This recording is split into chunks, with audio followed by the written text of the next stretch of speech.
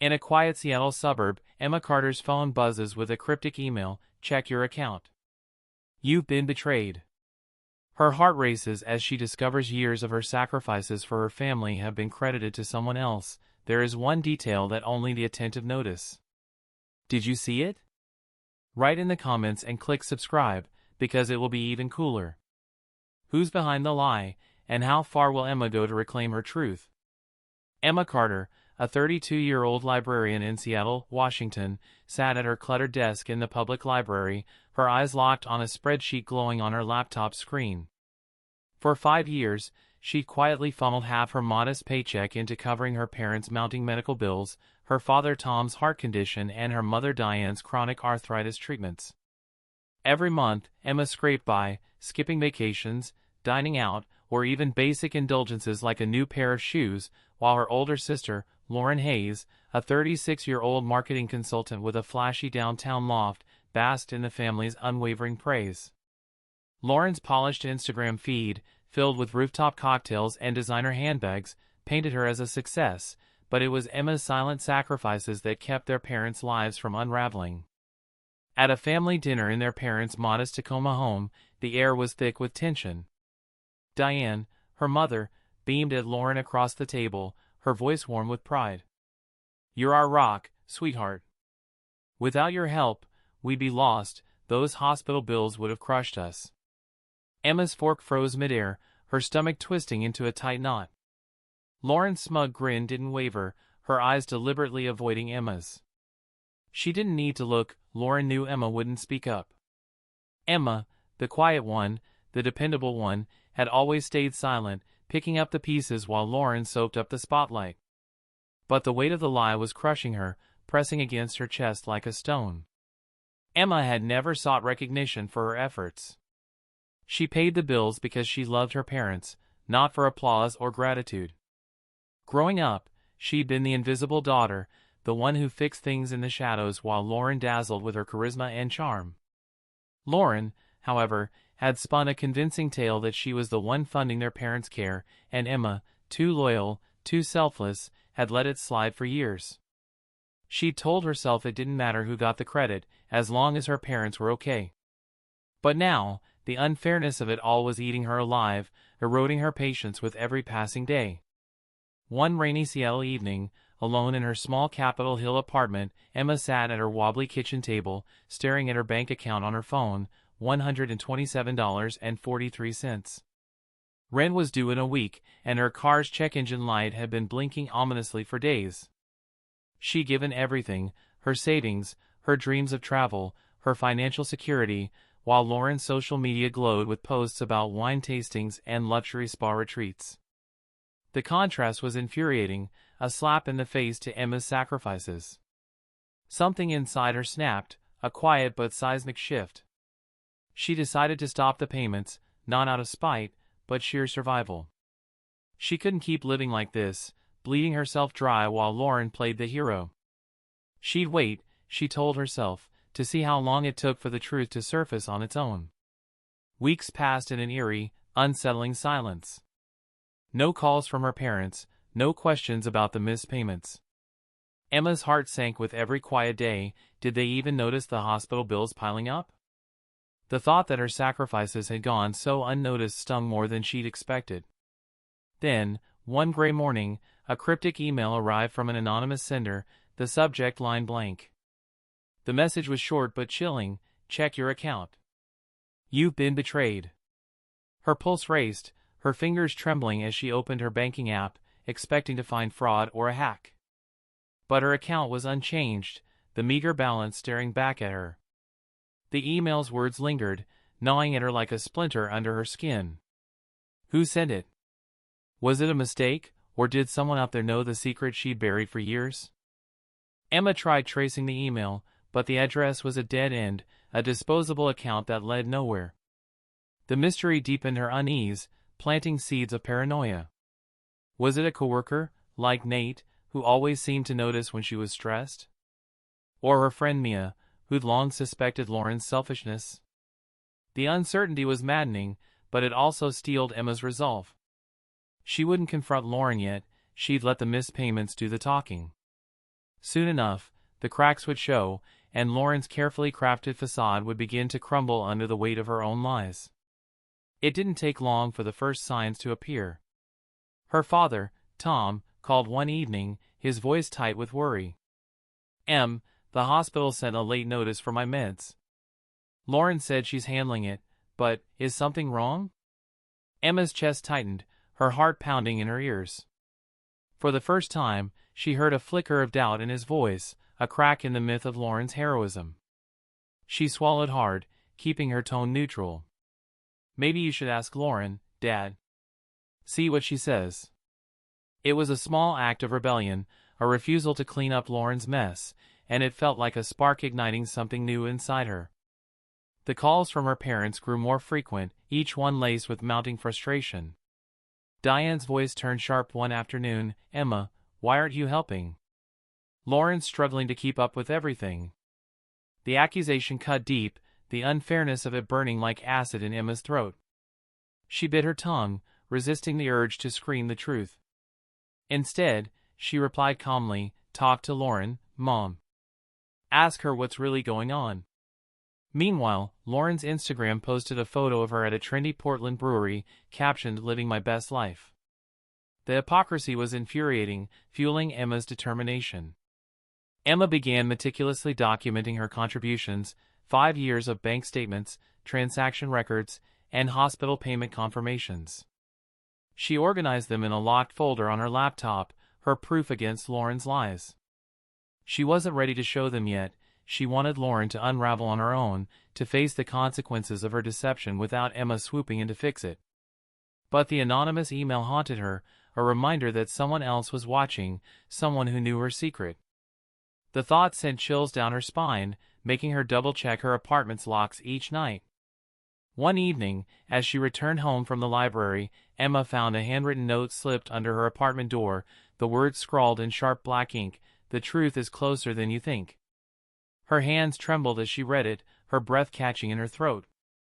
Someone had been here, close enough to touch her life. Was it a warning, a taunt, or a clue? She installed a cheap security camera outside her door, but it caught nothing, no faces, no clues. The psychological toll was mounting, each note tightening the screws of her anxiety. Yet, she refused to back down. Whoever was behind this knew the truth, and that meant Emma wasn't as alone as she thought. As the hospital notices piled up, Diane's calls grew desperate, her voice cracking with stress. Emma, your father's treatments can't wait. Lauren's trying her best, but you need to step up. The word stung, but Emma held her ground, her voice steady despite the guilt gnawing at her. Mom, ask Lauren why the payment stopped. She's the one who needs to explain. Inside, guilt and anger warred. She hated seeing her parents suffer, but she couldn't keep carrying Lauren's lie. The anonymous messages, the mounting pressure from her family, and Lauren's infuriating silence were building to a breaking point.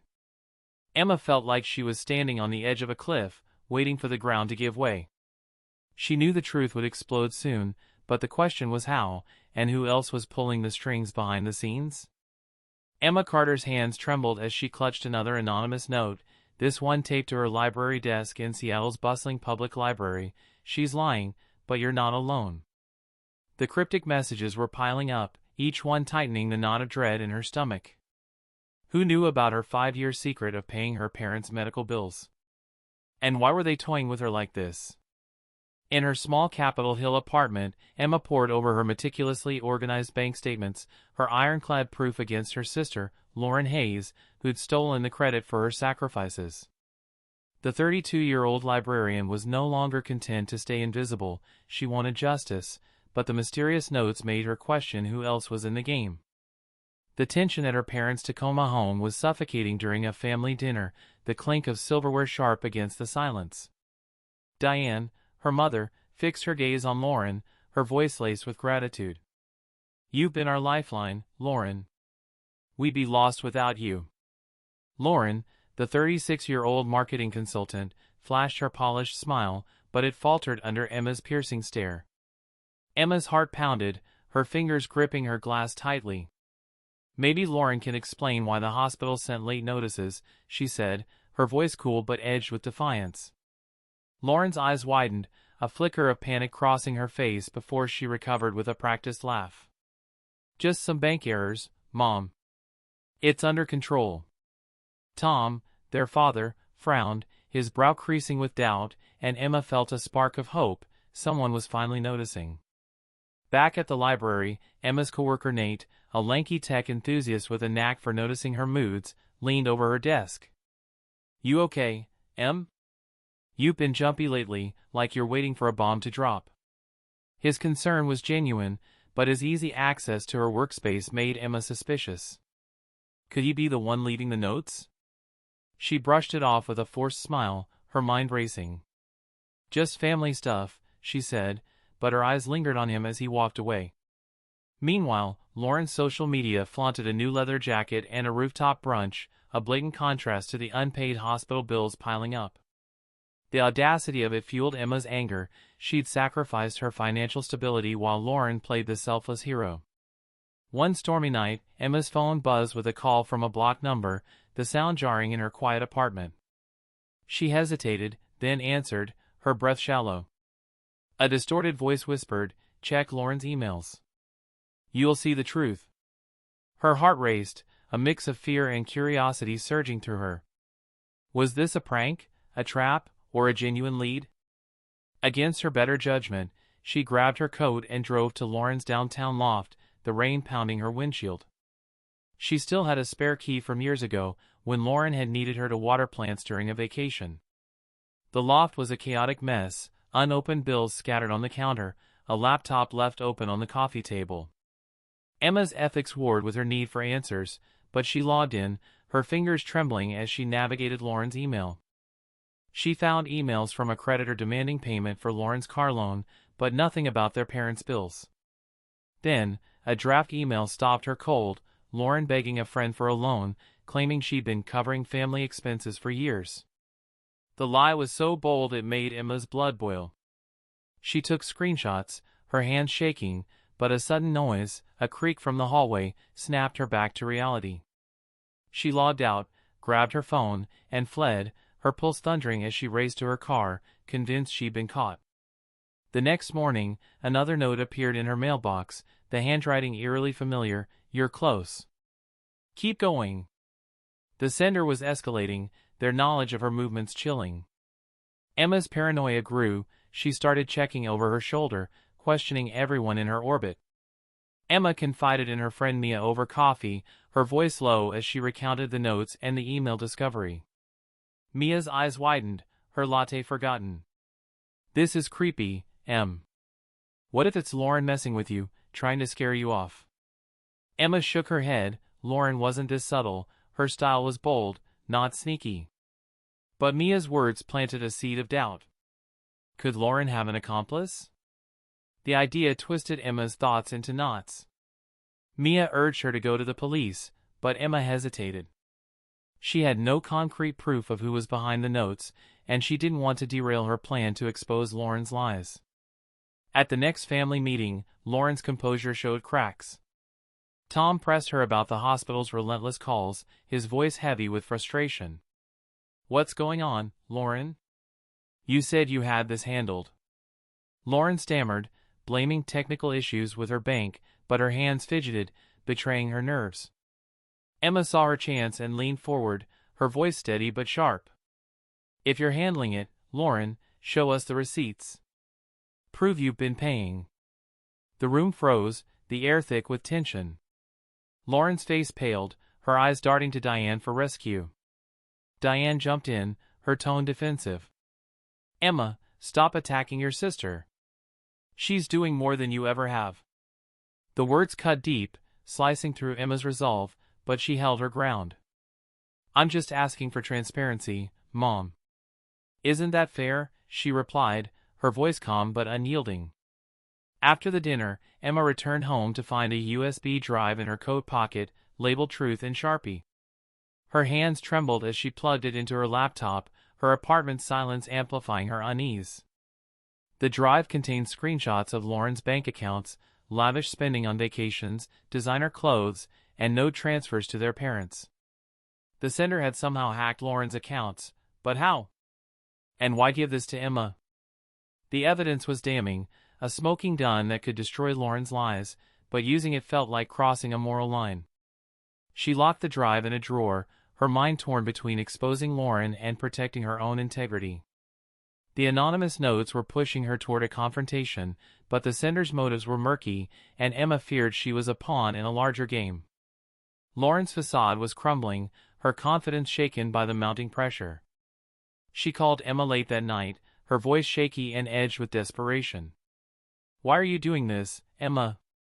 You're tearing our family apart." Emma's resolve wavered for a moment. Could she really destroy her sister? But the notes, the USB drive, and Lauren's brazen lies pushed her forward. She took a deep breath, her voice cold. "I'm not the one lying, Lauren. That's on you." As she hung up, a new email pinged from the anonymous sender, the words sending a chill down her spine. "Confront her at the gala. Everyone will see."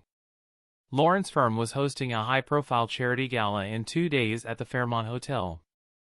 Emma's stomach churned with a mix of dread and determination. Was this her chance to expose Lauren publicly, or was she walking into a carefully laid trap? The anonymous puppeteer was tightening their grip, and Emma felt the walls closing in, her every move watched by an unseen player. Emma Carter's heart thundered in her chest as she stood outside the glittering ballroom of Seattle's Fairmont Hotel, the cool night air doing little to calm her nerves. She clutched an invitation she hadn't expected, slipped into her mailbox with no return address, the words of the anonymous sender's latest note echoing in her mind. "Confront her at the gala. Everyone will see." Lauren Hayes, her 36-year-old sister, was inside, dazzling guests at her marketing firm's high-profile charity gala, still posing as the family's selfless savior. Emma, the 32-year-old librarian who'd secretly paid their parents' medical bills for 5 years, was done being invisible. But this moment, stepping into the lion's den, felt like it could either expose Lauren's lies or ensnare Emma in a trap set by an unseen puppeteer. Inside, chandeliers cast a warm glow over the crowd, their laughter and clinking glasses a stark contrast to Emma's churning anxiety. Lauren worked the room with practiced ease, her tailored dress and radiant smile drawing admiring glances. Emma, in a borrowed navy gown that felt too tight, moved through the sea of Seattle's elite, her every step heavy with purpose.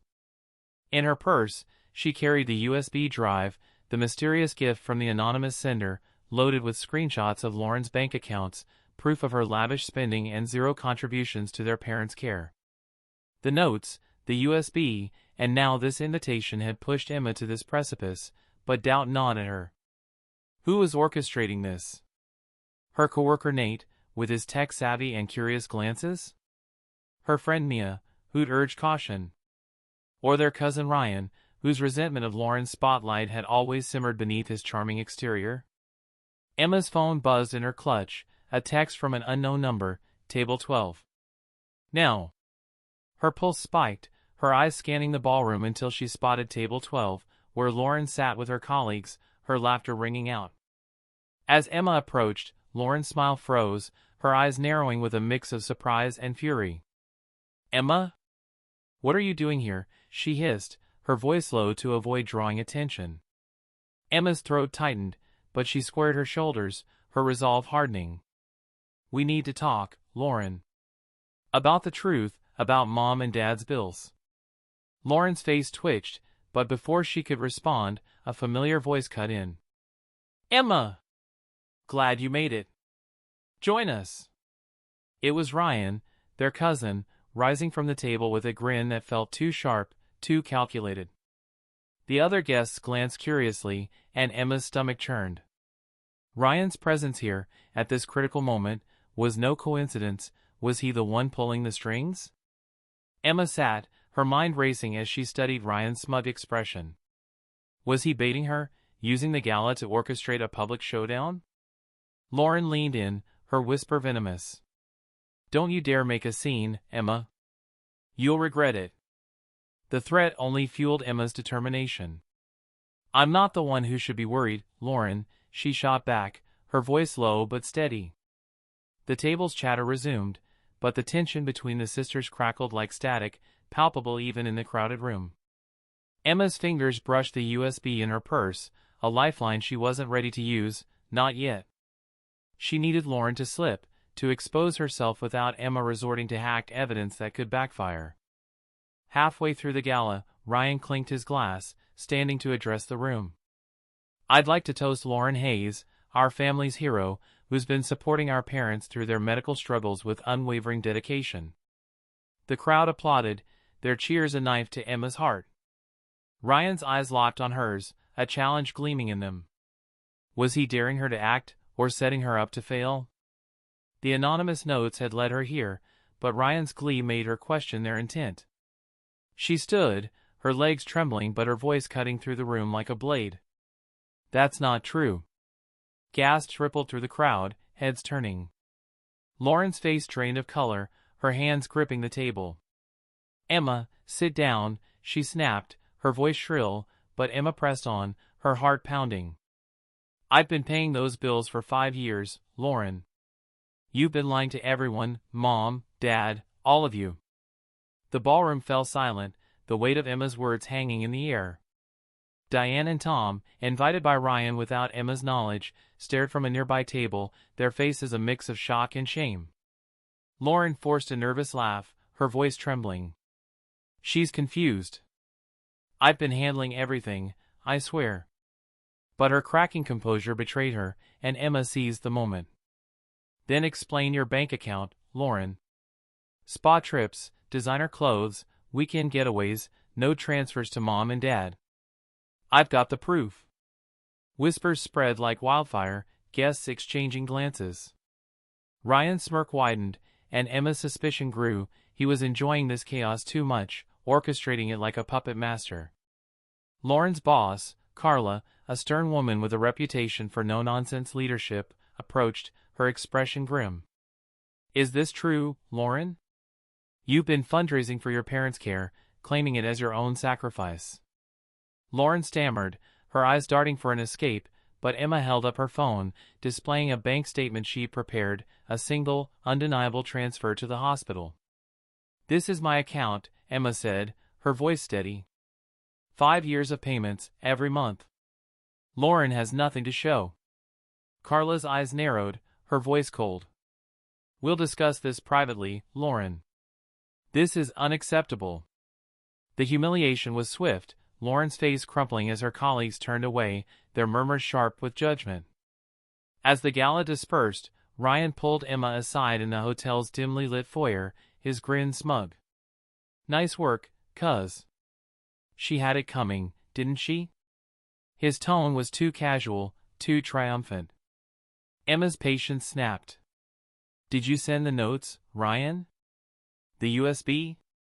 Tell me the truth." Ryan shrugged, his eyes glinting with mischief. "Maybe I helped nudge things along." "You deserve to have the truth come out, Em."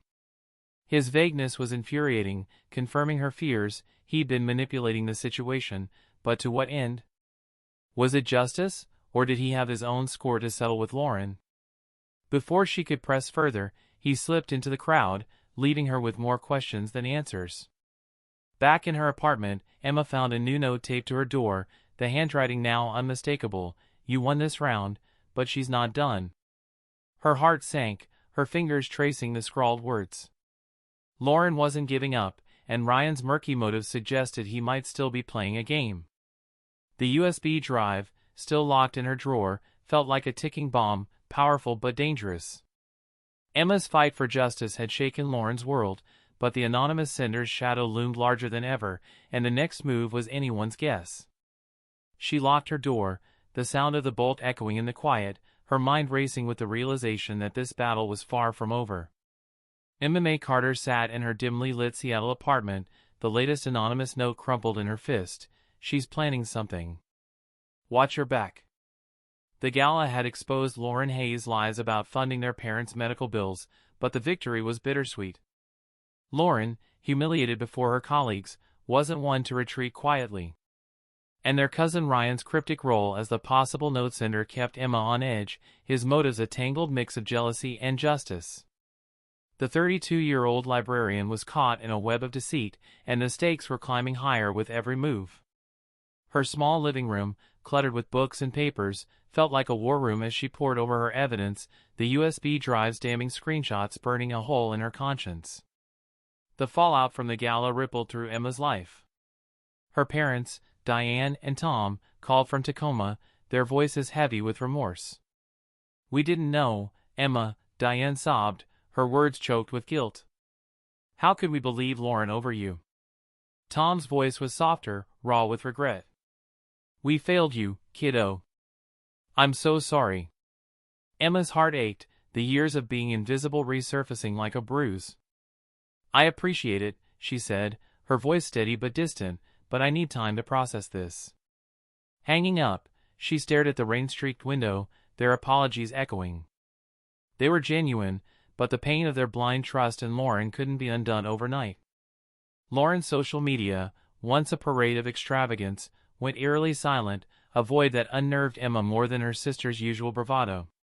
At the library, Nate, her coworker, noticed her tension, his brow furrowing. "You look like you're carrying a storm, Em," he said, his tech-savvy curiosity making her wonder again if he was the note sender. "Just family drama," she deflected, but her eyes lingered on him, searching for a tell. Her friend Mia was more direct, meeting Emma at a bustling Pike Place cafe. "Lauren's too vain to let this go," Mia warned, stirring her coffee. "She'll hit back, and hard." Mia's words clung to Emma, amplifying her unease. That night, a new email from the anonymous sender arrived. "She's meeting someone tonight. Pier 57, 9 p.m. The precision chilled her. Driven by a need to anticipate Lauren's next move, Emma decided to investigate. Under the neon glow of Seattle's waterfront, Emma hid behind a stack of crates near Pier 57, the salty air sharp in her lungs. Lauren met a man in a sleek suit, their conversation heated, Lauren's gestures wild. Emma's phone recorded the blurry exchange, the distance muffling their words. As the man left, Lauren's eyes locked onto Emma's hiding spot, her face twisting with rage. "Stalking me now?" she spat, storming over. "You've ruined my life." Emma stood her ground, her voice icy. "I'm protecting myself, Lauren." "What are you scheming?" Lauren's laugh was bitter. "You'll see, Emma. You'll wish you'd stay quiet." The threat hung in the air, a promise of retaliation. The next morning, Emma's world tilted. Carla, Lauren's boss, called, her tone accusing. Lauren provided bank statements proving she paid the bills. "Emma, your gala stunt caused serious damage." Emma's blood ran cold. Lauren had forged documents, twisting the narrative. "Worse," Diane called, her voice trembling with confusion. "Lauren showed us proof, Emma." "Did you lie?" The betrayal stung, but Emma's resolve hardened. She had the USB drive, her bank records, and now a mission to counter Lauren's deception legally. Meeting Mia at a quiet diner, Emma showed her the peer video. Mia's eyes widened. "That guy's a lawyer, I bet. Lauren's building a case against you." Panic surged, but Emma's mind raced. She needed a lawful strategy. Emma contacted Sarah, a pro bono attorney recommended by Mia, who reviewed her evidence, the bank statements, the USB screenshots, the peer footage. "This is solid," Sarah said, her voice calm but firm, "but Lauren's forgeries are convincing. We need to catch her in a lie, legally."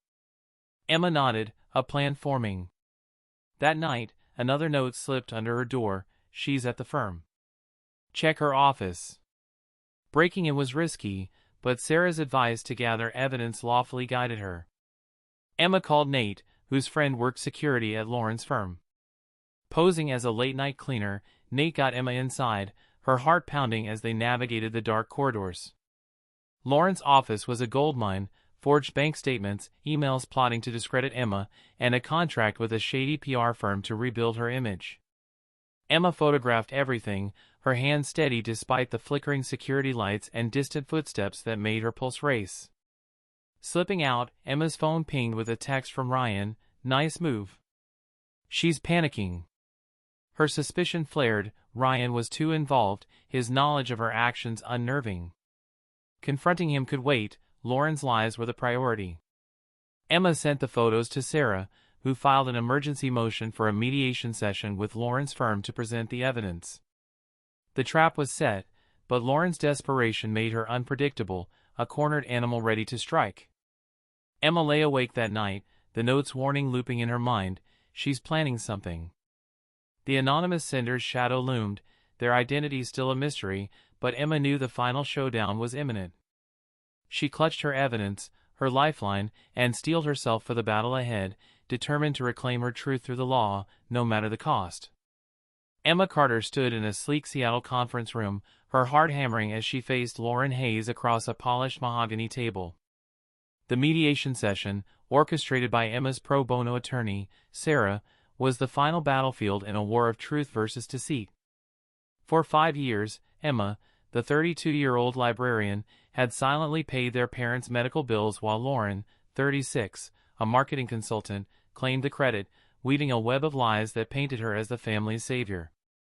Now, armed with bank records, incriminating photos, and a mysterious USB drive from an anonymous sender, Emma was ready to end the charade.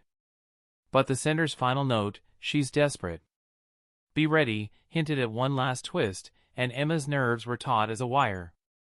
Lauren sat with her lawyer, Greg, a sharp-eyed man in a tailored suit, exuding confidence as he presented forged bank statements claiming Lauren had funded their parents' care. Lauren's smug demeanor had returned, her gala humiliation seemingly forgotten. Diane and Tom, Emma's parents, sat in the corner, their faces etched with confusion and guilt, their trust in Lauren shaken but not yet broken. Emma's stomach churned, the weight of their past disbelief pressing against her resolve. Sarah, calm and precise, nodded to Emma, her signal to stay steady. "We have evidence that tells a different story," Sarah said, sliding a folder across the table, Emma's bank records, meticulously documenting 5 years of payments, alongside photos of Lauren's forged documents and emails plotting to discredit Emma. Greg's confidence faltered as he scanned the files, his brow furrowing. Lauren's face paled, her hands clenching into fists. "This is fabricated," she snapped, but her voice trembled, betraying her panic. Emma locked eyes with her sister, her voice cutting through the tension. "You know it's true, Lauren. You lied to Mom, Dad, everyone. I have receipts for every payment, 5 years of them." The room fell silent, the weight of Emma's words sinking in like stones. Diane's gasp broke the stillness, her hand covering her mouth. "Emma, we trusted her," she whispered, tears welling. Tom reached for Emma's hand, his voice raw. "We were so wrong, kiddo. I'm so sorry." Emma's throat tightened, but she held Lauren's gaze, refusing to waver. Sarah pressed forward, presenting the USB drive's screenshots, legally obtained through Nate's access at Lauren's firm, showing Lauren's lavish spending and no transfers to their parents. Greg whispered urgently to Lauren, whose defiance crumbled, her shoulders slumping. "What do you want, Emma?" Lauren muttered, her eyes fixed on the table, unable to meet Emma's stare. Emma took a deep breath, her voice steady but firm. "The truth, Lauren. Admit what you did, publicly, to Mom, Dad, and your firm. No more lies, no more games." Lauren hesitated, her jaw tightening, then nodded, her voice barely audible. "Fine. I lied. Emma paid the bills. I took the credit." The confession was raw, stripping away Lauren's carefully crafted facade, leaving her exposed and vulnerable. Diane's sobs filled the room, her voice trembling with shame. "Emma, we called you a liar. We didn't see it." Tom's eyes glistened, his disappointment in Lauren palpable. "We failed you, Emma. We'll make this right." Greg sighed, adjusting his tie. "This ends here. Lauren will issue a public statement, and will address the firm's concerns internally." The victory was Emma's, but it felt heavy, tempered by the fractured family ties and the anonymous sender's lingering shadow. As the session ended, Emma's phone buzzed with a final text, "You did it. You're free." She glanced around, suspecting their cousin Ryan, who'd lingered outside, his usual smirk replaced by a guarded expression. Later, Emma confronted Ryan at a quiet Tacoma park, the wind rustling through the pines. "Why the notes, Ryan? The USB? What was your game?" Ryan leaned against a bench, his eyes distant. Lauren's ego needed a reality check. I nudged things along, got a friend to dig into her accounts. You deserved the truth to come out. His motives, part justice, part resentment, left Emma uneasy, but she let it go. Ryan's meddling had helped, but his secrecy was a reminder to trust her own instincts. She walked away, the weight of his confession settling like dust. Lauren's public apology came swiftly, posted on her firm's website and social media, a stark admission of her deceit and a tribute to Emma's sacrifices. The backlash was immediate, clients dropped her, her reputation in tatters. Lauren moved to Portland, taking a low-profile job, her once glamorous life a memory. Diane and Tom began rebuilding their bond with Emma, attending family counseling to mend years of mistrust. Emma set firm boundaries, her voice calm but resolute. "I love you, but I need to live for me now," she told them, her words a declaration of her newfound strength. Back at the library, Nate and Mia threw Emma a small celebration, their laughter a balm to her weary soul. The weight of invisibility had lifted, replaced by quiet pride. She donated the USB drive to a local journalism school, a case study in truth over deception, ensuring its legacy lived on. Walking along Puget Sound, the sunset painting the sky in hues of orange and pink, Emma felt a profound sense of freedom. The anonymous notes had faded, the lies were buried, and Lauren faced the consequences of her actions. Emma's fight had been lawful, her victory earned through integrity, not vengeance. For the first time, she was the hero of her own story, her steps light, her future hers to shape.